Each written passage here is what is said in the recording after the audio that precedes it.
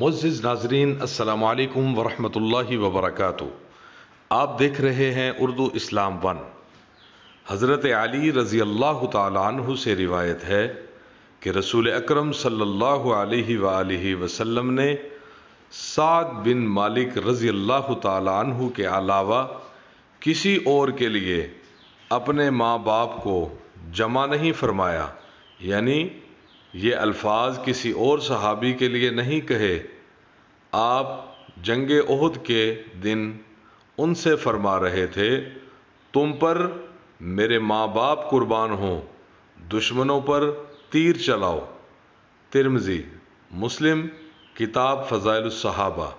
معزز ناظرین و سامعین، اگر آپ کو ہماری یہ ویڈیو پسند آئی ہے تو ویڈیو کو لائک کر کے ہماری حوصلہ افزائی کر دیں، چینل کو سبسکرائب کر کے گھنٹی کے نشان کو ضرور دبا دیں، کمنٹ باکس میں اپنی قیمتی رائے سے آگاہ کیجیے۔